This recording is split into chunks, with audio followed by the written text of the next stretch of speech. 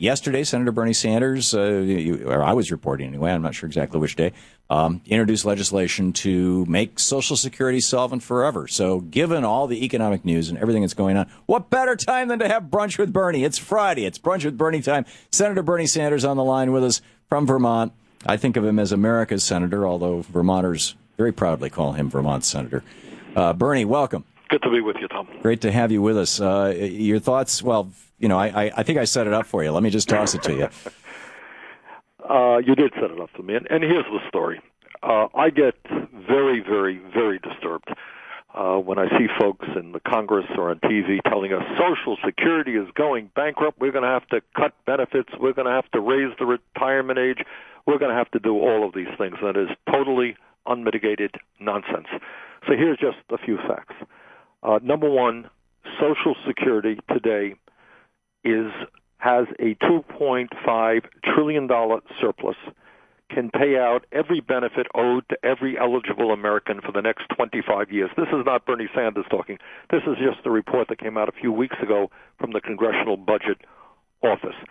Furthermore, and most importantly, Social Security has not contributed one nickel to the deficit or the national debt because it is not funded by the Treasury. It is funded by the payroll tax, something that every worker contributes into. So I get very, very annoyed when I hear people saying, well, we're going to have to do this and that. It is just not true. Now, one of the things that every American should be watching, Tom, is that the so-called super committee that is going to start work in a couple of weeks has everything on the table, including Social Security, Medicare, and Medicaid. One of the ideas that a lot of people have been talking about, unfortunately, including the president, is to move toward a so-called chained CPI.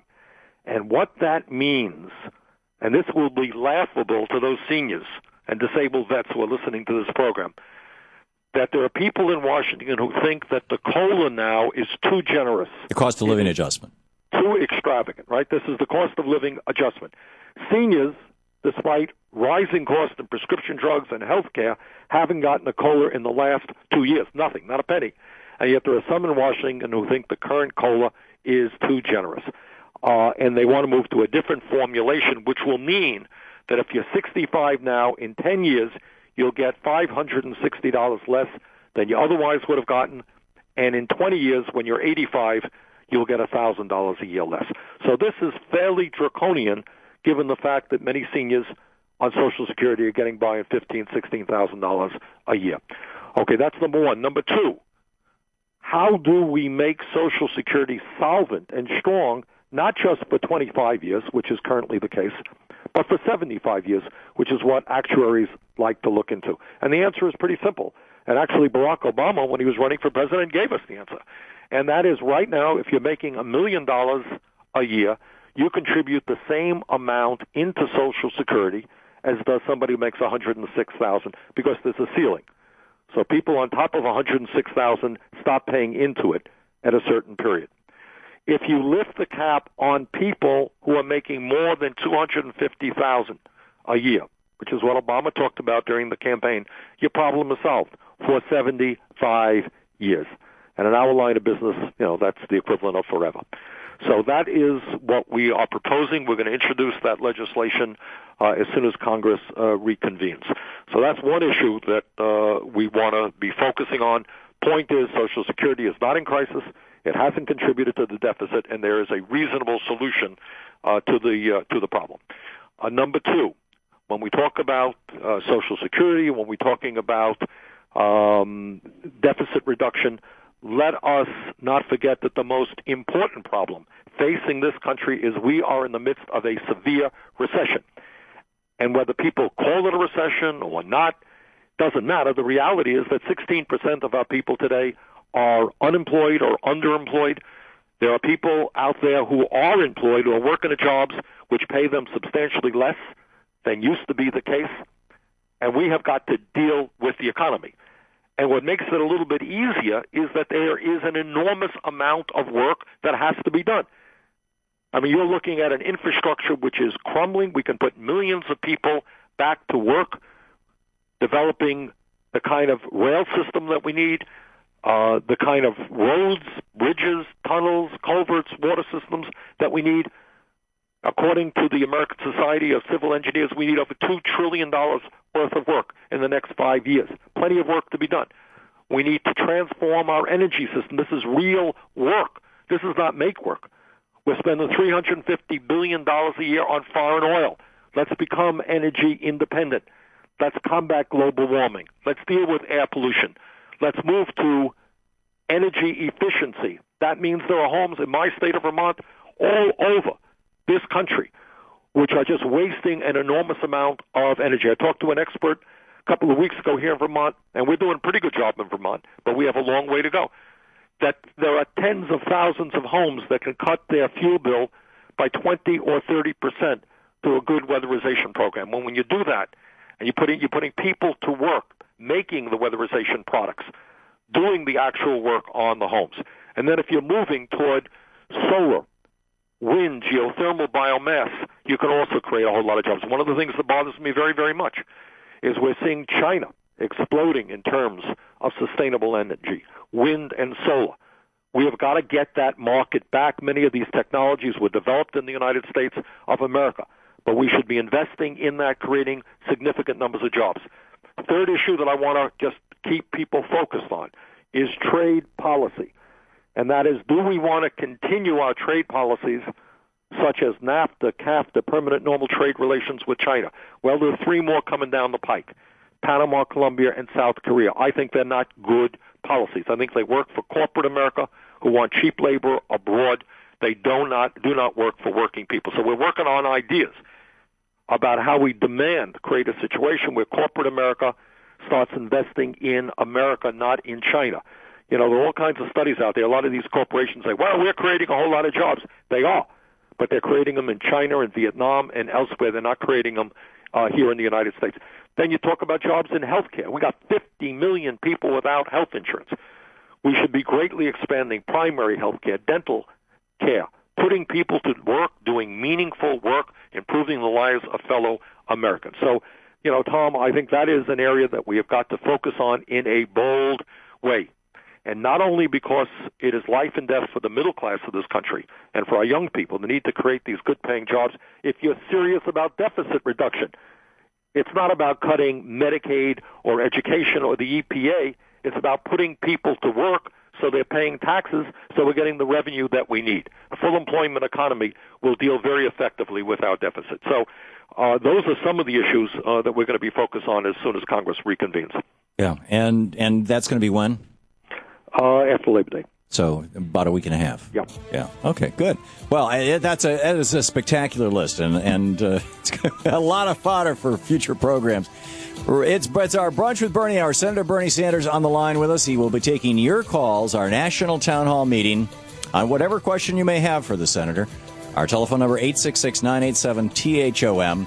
We have calls lined up already from Colorado, Wisconsin, California, Michigan, Vermont, all over the place. Anyhow, we'll be back with your calls for Senator Sanders.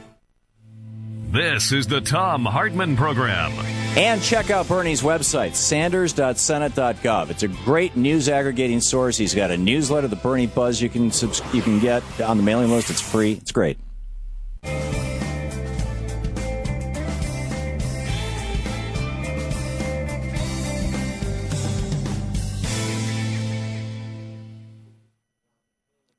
And welcome back. Thom Hartmann here with you. Senator, you're still with us, right? Right here. Okay. Joan, watching us on Free Speech TV in Ludington, Michigan. Hey, Joan, thanks for watching Free Speech TV. You're on the air with Senator Sanders. Senator, I have a suggestion for an economic stimulus that doesn't defund Social Security.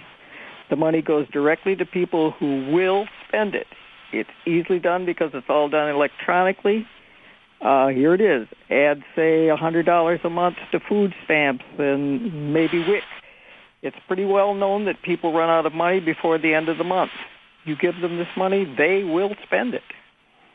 Well, Joan, I think you make a good point. I don't know, though, how you calculate or determine who is going to be spending it and who's not. But generally speaking, if your point is putting money into the hands of lower-income people and working people who are going to spend it, that is exactly the right thing to do.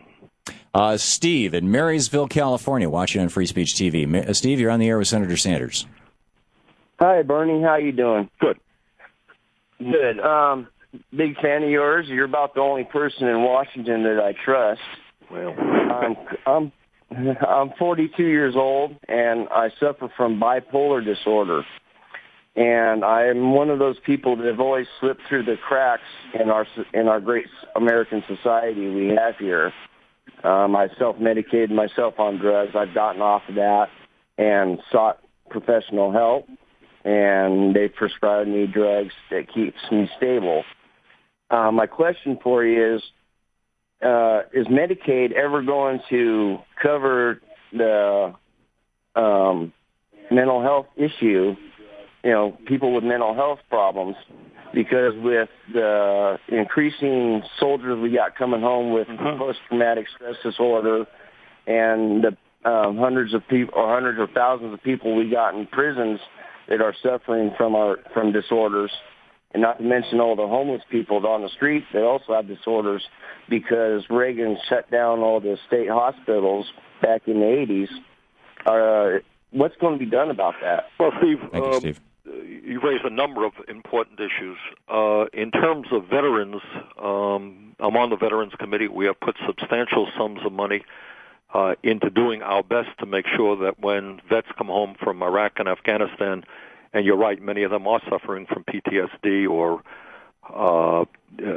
traumatic brain injury, that they get the care that they need. That's done through the Veterans Administration. In terms of Medicaid, Steve, I got to tell you that the issue now is not whether or not we're going to expand services, but whether they're going to be able to hold on to what we have. Our Republican friends want to decimate Medicaid, make billions and billions of dollars in cuts, throw a whole lot of people off of Medicaid, cut back on what people can get. States are under a lot of pressure. Medicaid is a federal state program. States are having a lot of trouble funding it. So the fight right now is to make sure that Medicaid does not receive devastating cuts. So, yeah. Bernie, we just have about 20 seconds till we segue into the breaks. Do you think that there's any chance down the road that mental health services would be covered under Medicare and Medicaid?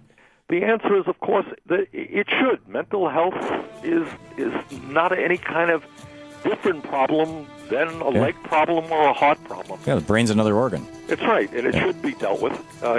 So the answer is, of course, when we move toward universal health care, mental health should certainly get all of the coverage that people are entitled to. Totally with you. Thank you very much. Senator Bernie Sanders on the line with us. It's our Brunch with Bernie Hour, our national town hall meeting here on the Thom Hartmann Program and on Free Speech TV.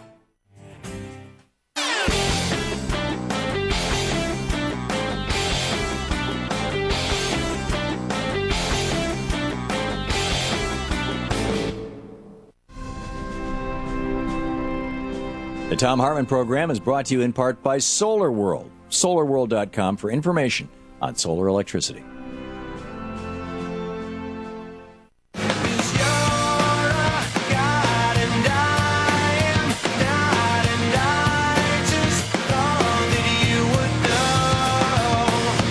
Standing up for middle-class America and the poor, for all Americans here at the Thom Hartmann Program. It's our Brunch with Bernie Hour. Senator Bernie Sanders on the line with us, taking your calls in our National Town Hall meeting.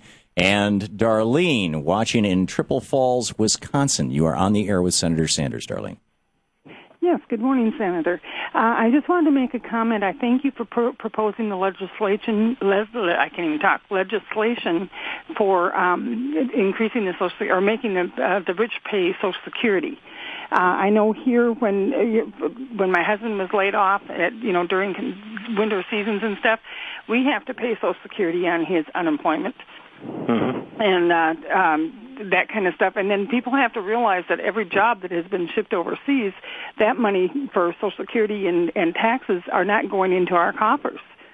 So that's absolutely right, Darlene. The issue here is that if you are a multimillionaire, you're only paying Social Security taxes on a small fraction of your income. vast majority of the people, over 90% of the people, are paying Social Security taxes on 100% of their income. So I think by asking those people making $250,000 a year or more to pay on all of that income, you solve the problem. And it is just an enormous issue. So we take Social Security for granted. We shouldn't. Before Social Security, 50% of seniors in this country lived in poverty. Today that number is 10%. And Social Security also acts as an economic stimulus. When older people or people with disabilities have some money in their pocket, they go out and spend it. To cut back on Social Security, to attack some of the most vulnerable people in this country, is not only immoral, it is bad economic policy. So we've got to fight any cuts and move forward to progressive funding of Social Security. Brad in Groton, Vermont. You're on the air with Senator Sanders. Well, hello, it's Groton. Groton, my apologies. I'm sure Bernie knows. First of all, thanks to both of you for the incredible work you do, holding the conservatives' feet to the fire and keeping people honest. It's pretty hard for me to pick a single issue, but I will. You know, I'm a Vermonter, so I am one that loves Bernie and those red and white signs. I'm a solar installer, so I'm really impressed with Bernie's support of renewable energy. And I'm a parent of a Vermont National Guard medevac soldier currently serving in Iraq. And my question has to do with the third item there, which is Senator Patrick Leahy has proposed a war tax to help pay for our military engagements in Iraq and Afghanistan. Calling to find out if Bernie supports that and if he could fill us in on some of the details, because I don't know very much about it. Okay, well, the issue here is, and Brad, thanks for your support, and thanks for the work you're doing in installing solar panels. That's, in my view, one of the areas we're going to make real progress in Vermont and around the country, and thanks for the service of your son in the war. I think the point that Senator Leahy is making, and that many of us have been making, is our conservative friends are telling us that we have a very serious deficit problem. Well, they're right, but they forget to tell us how we got to where we are. And one of the reasons that we are where we are today is we're fighting a war in Afghanistan, a war in Iraq that we forgot to pay for. And not only did we forget to pay for it, for the first time in American history, while these wars were going on, we gave tax breaks. A lot of tax breaks, and a lot of tax breaks to the very wealthiest people in this country. And surprise of all surprises, when you're spending huge amounts on a war and you're giving tax breaks to the very rich, guess what? You have a deficit. So I think what Leahy is saying, which makes sense to me, is you can't fight wars at great expense and not pay for them. So, Brad, I certainly do agree with that. Okay. And Barb in Apache Junction, Arizona. You're on the air with Senator Bernie Sanders. Thank you. Senator Sanders, one comment. Thank you for everything that you do. I am a huge fan, get the Bernie buzz, and appreciate all you do. My question is, I appreciate you raising the cap on Social Security. Why not eliminate it totally? Well, I'll tell you why, Bob. The answer is that according to those people who study this issue, all you have to do is lift it completely on people making $250,000 a year. Now, your point is if you lifted it completely on people making it $106,000, you'd have even more money, but you don't need to do that. By doing it just for those people making $250,000 or more, you are going to raise enough revenue to make Social Security whole, pay out every nickel owed to every eligible American for the next 75 years. That's all you have to do. You don't have to go beyond that. So I think raising it at $250 is the right thing to do. Ada in Denver, Colorado. You're on the air with Senator Sanders. Hi, this is Ada Menzies, and my father was born in 1920. When he entered the workforce, he paid in Social Security just like every other worker. Well, not until 1935. But when he entered the workforce. I'm sorry. Yes. He paid in just like everyone else with his Social Security deductions, but he was in the notch. And there's a small period of time where these people are in the notch, and they received less than everyone else when it came time to collect Social Security. He passed away 2 years ago. Now my mother's Social Security is affected by that. He built a home when he returned from Pearl Harbor with his own hands. My mom's wish is to stay here, and we are now having to enter the crazy world of a reverse mortgage to care for her. How come the notch has never been addressed? Okay, Ada, I'm going to have to tell you something that you may not want to hear, but there are different groups, senior groups and others, that have studied the so-called notch issue. And their conclusion is that, in fact, the premise that the notch babies were discriminated against is not true. That's a tough one. And Ada, thank you for the call. Bernie, it's our Brunch with Bernie hour here. Senator Bernie Sanders with us taking your calls, 866-987-THOM. And be sure and check out Bernie's website, sanders.senate.gov. Great. Chuck, in Philadelphia, Pennsylvania, you are on the air with Senator Sanders. Oh, thanks for taking my call, Tom. Senator, thank you for all the good work that you do. Thank you. In December 2010, it was reported that federal unemployment benefits were going to be extended for a year. Right. And apparently that's not true in Pennsylvania, I'm told, because mine are ended now. I've run out of federal benefits. Well, Chuck, your benefits will last for a certain period of time, depending on when you first began to get them. But your original point is right. In December, unemployment compensation, federal government's commitment to that, was extended for a year. Okay. Thank you very much. Let's see here. Chester in Atkins, Arkansas. Chester, you are on the air with Senator Sanders. Thank you, Tom. Thank you, Mr. Sanders. I'm a first-time caller. I'm enjoying your program. Just a couple of very quick comments and my question. I believe that if we decommission 10% of our military bases, we can recollateralize our currency. I'd like to hear something about that. Mr. Sanders, I'd also like to hear what you think of being able to recall our senators or United States congressmen and senators. I think we should be able to do that if they violate their oath of office. And my question is, given that nowhere in the Constitution is the executive branch allowed to make law, what weight under law do executive orders carry? And I'll hang up and listen. Thank you, fellas. Thank you. Well, Chester, let me start off with the easier one, and that is I think we have military bases all over the world, in some cases defending parts of the world in Europe, which in many ways are wealthier than we are. And I think it is appropriate to do an analysis of that and to start closing down and ending some of those commitments which are causing billions of dollars for American taxpayers. In terms of the recall of U.S. senators, it's not an issue that I have thought about a whole lot, but my guess is I will stick with our Constitution and allow people to serve out their 6-year term.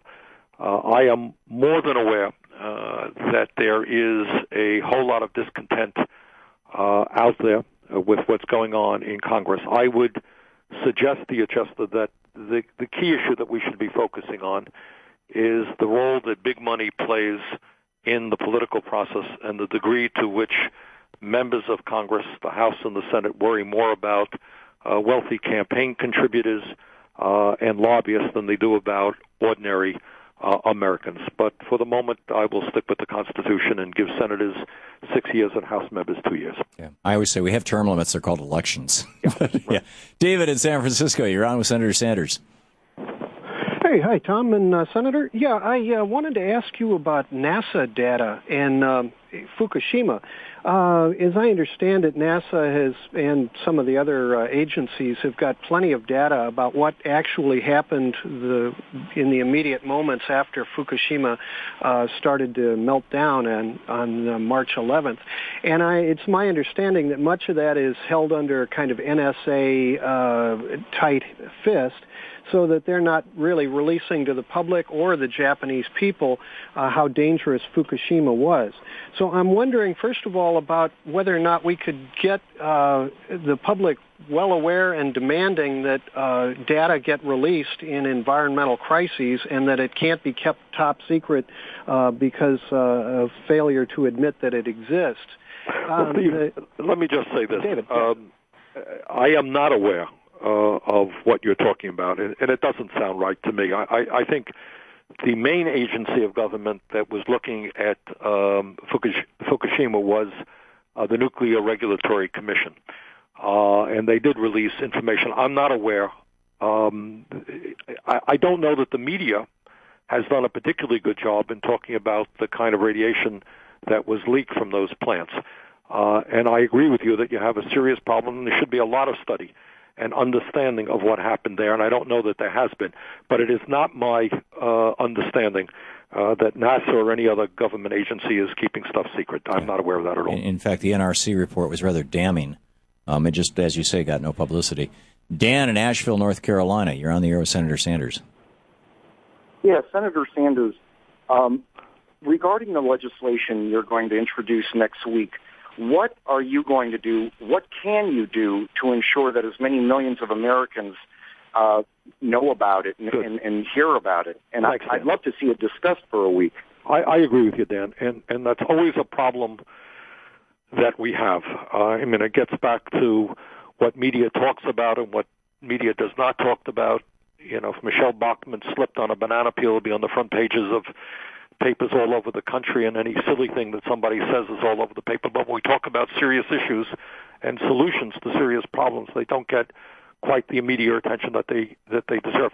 One place that it will be is my website, which is sanders.senate.gov. As Tom has mentioned, we have a website that we update several times a day. Social Security is a major, major issue for us. And your point is that the American people have got to know that there is a fair and simple solution to Social Security, that we can, with minimum effort, make sure that it's there for our kids and our grandchildren. We will not be successful unless the American people stand up and fight. And they're not going to stand up and fight unless they get the information. So it will be on our website. We're going to do the best that we can in getting the word out, and we look forward to your support in helping us make that happen. Teresa in Seattle, you're on the air with Senator Sanders. Hi, Senator Sanders. Thank you so much for everything that you do, and I'm glad that you're letting people become aware of so many of these issues. One concern that I have is Citizens United and some of the voter ID laws that are being passed in other states, and I honestly believe that nothing is going to change until we have public finance reform, and I'm wondering what Democrats are doing to counter this, and what your thoughts are on public finance reform. Well, Teresa, thank you for raising three very important issues in a minute. I think the issues you touched on are right on and are absolutely essential to the preservation of a vibrant democracy in this country. Citizens United, as Tom and I have discussed many, many times, is an absolute disaster. Our current campaign finance system before Citizens United was terrible in that many members of candidates for the Senate and the House spent half their lives hustling money from big money interests, and when they got elected, they end up reflecting those interests. So it was bad before. It is much worse now, and people have to understand is they're going to be turning on their TV sets now and in the future, and you're going to see phony groups, Citizens for a Better America or whatever it may be. And these are funded by Wall Street. They'll be funded by the big coal companies, the big oil companies, the military-industrial complex, and they'll say, this guy is terrible, this person is wonderful, and you don't even know who's contributing to that TV ad. And that is an outrage, and that is what the Supreme Court did in Citizens United, and we've got to work hard to undo that very severe damage. Second point that you've made, Teresa, that there are in states around this country people, governors and legislatures who are working overtime to try to make it harder for people to participate in the political process. They're doing exactly the opposite of what democracy is about. What most of us want to do is see large voter turnouts. We want to see as many people as possible participating in our democratic society. And what they're doing is saying, oh, you need a photo ID, you need a driver's license. Well, maybe you don't have enough money to buy a car. And maybe you can't get that photo ID. So in many states around the country, you are seeing governors and legislatures working in a very political way to try to disenfranchise lower-income people and minorities. Clearly that is wrong. Clearly the Attorney General of the United States of America has got to be active in that. We fought against poll taxes. We have fought in our history against discrimination, telling people because they're black or whatever that they can't vote. And we've got to stand tall and saying just that because you're low income, you may not have an automobile, that's not a reason for you not to vote. That is absurd. Bernie, I know that there's been a request to Eric Holder by some of these groups in some of these states to do something about these laws coming out of AREC, the American Legislative Exchange Council, that are being passed by these states. Do you know any progress, or ALEC rather, any progress on that? I honestly don't, Tom, but it is a major issue. It is clearly unconstitutional. You can't. We cannot see states passing laws that make it harder for low-income people and minorities to participate in the political process. Yeah, it is a grim one. We'll be back with more of your calls for Senator Sanders here on our Brunch with Bernie hour, our first hour Friday on the Thom Hartmann Program. And Senator Sanders' website, once again, is sanders.senate.gov. As he mentioned, it's updated several times a day. It's a great news site. I check it frequently, and he's got a newsletter called the Bernie Buzz that you can get for free. It's just click on it, so check it out. We'll be right back with more from Senator Sanders. You're listening to the Thom Hartmann Program. And we're back, and Senator Sanders, you're still with us? I'm right here. John in Santa Rosa, California. Thanks for watching us on Free Speech TV. John, what's on your mind? Good morning. I've got a question about Senate rules. First, I'd like to just add to a comment made by one of your previous callers, Brad, I think his name was, that we should impose a war tax. I agree with that. In fact, I would raise the stakes, not only a war tax, but bring back the draft. I think if we had not had a draft, we would probably still be fighting in Vietnam. But anyway, my question has to do with Senate rules. I understand the way the rules are in the Senate. If a senator wants to filibuster something, he only has to declare an intention to filibuster. He doesn't have to take the well and do it like Jimmy Stewart did in Mr. Smith Goes to Washington, which makes it very easy for people to, strike that, well, I guess block legislation. A lot of really progressive legislation came over to the Senate from the House during the previous congressional session, and it was killed by people who just claimed they wanted to filibuster without actually having to filibuster. First of all, is that the rule? And if it is the rule, can it be changed? Well, what the rule is, John, is that it requires, if you ask for 60 votes and you can't get the 60 votes, what the rule says is that discussion continues on that particular subject and you can't move on to something else. So if you want to tie up the Senate and a piece of legislation only has 57 votes, you can tie it up because it doesn't have 60 votes and you're not allowed to move on. You can't get a final vote on that particular issue. So that's what it is about. But for all intent and purposes, you're right in saying that a senator certainly does not have to stay on his feet and talk forever. And okay. Let's see here. In Renton, Washington, Peggy, watching us on Free Speech TV. Peggy, you're on the air with Senator Sanders. Yes, Senator. I would like to know if you know about how much funding is going into the space programs, because that, to me, just seems like, I don't know why they're worrying so much about what's going on up there when they should be worrying about what's going on down here. Peggy, I do not know how much money is going. I don't have that information in front of me, but I suspect that NASA has seen some cuts in recent years. Okay. We just have, Jacob just gave me the time cue. This little segment here, this commercial segment is only 5 minutes long, and we have about 55 seconds left. Any thoughts on either of these two calls or things that you'd like to share with our Free Speech TV audience, Bernie? Sure. I think the question that John raised a moment ago on Senate rules, clearly, and John made this very clear, clearly one of the problems that we've had in the last several years since Obama has been president is the Republicans in an unprecedented way have played an obstructionist role. in that they have demanded on virtually every significant piece of legislation 60 votes, which is in some cases impossible to get. And they have used that process time and time and time again to delay and obstruct in an unprecedented way in modern America. Do you see any hope for changing those Senate rules? Yeah, well, we got some ideas there, but you're going to need 60 votes to get that through as well. Yeah, okay. the dog chasing its tail, or chickens and eggs, or whatever. Okay, Senator Bernie Sanders with us. It's our Brunch with Bernie hour here on the Thom Hartmann Program, and now also on Free Speech TV, on Direct TV and Dish TV, both satellite systems, coast to coast, Canada, Mexico, all over the place. We'll be right back with more from Senator Sanders. Welcome back. Thom Hartmann here with you. It's our Brunch with Bernie hour. Senator Bernie Sanders on the line with us. Pam in Long Beach. You're on the air with Senator Sanders. 5 seconds. Pam? Okay. Pam? Wait just a second. Hello? Yes, you're on the air, Pam. I have a question about the recent debt bill that was passed to raise the debt limit.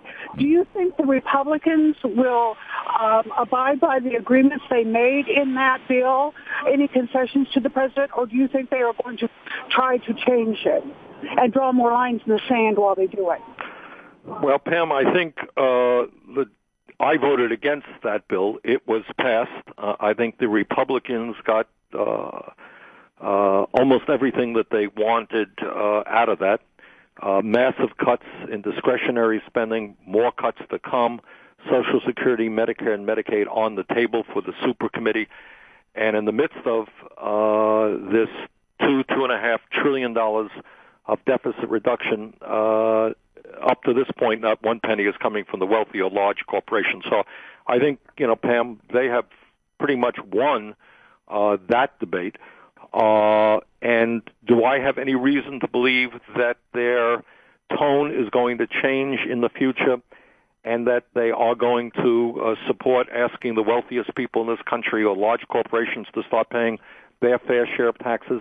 Maybe, but I've not seen any evidence to indicate that is the case. They are hanging tough. They want to balance the budget on the backs of the middle class, working families, sick people, the elderly, children.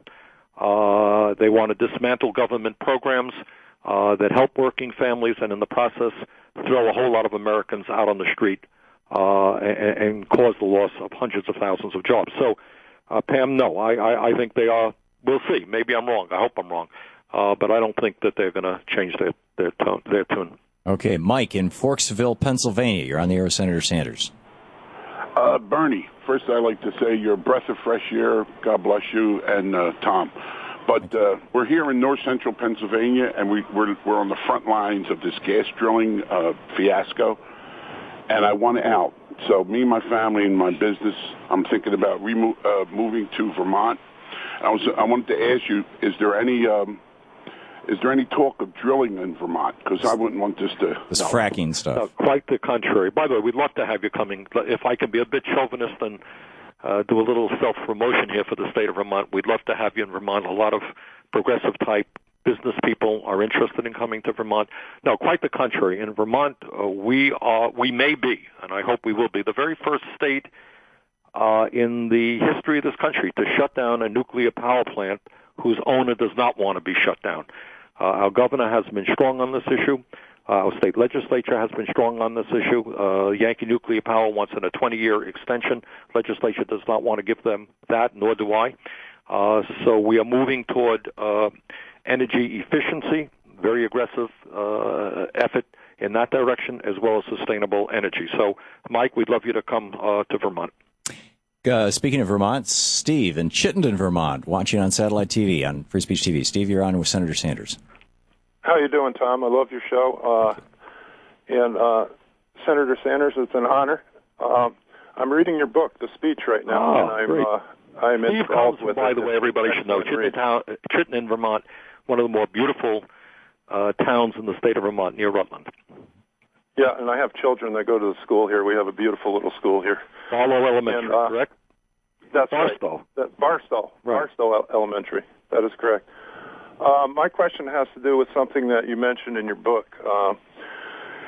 You have mentioned that Pell Grants used to pay a college tuition for our students, and I wanted to know, in somewhere it says that it's 60% coverage of 2-year tuition, and now it's going in a backwards direction. I was wondering what we could do to possibly turn that around. Thanks, Steve. Steve asked an enormously important question.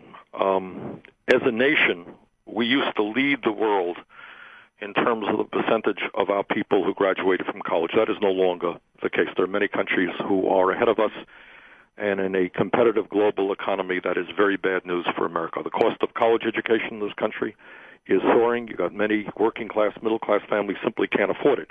One of the tools that the federal government provided, as Steve mentioned, is the Pell Grant. This is a grant, not a loan, to help low and moderate-income families make college affordable for their kids.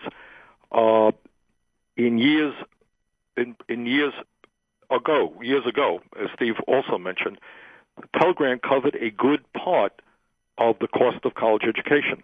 But Pell Grants have not kept up with the cost of college, and it covers a smaller and smaller part.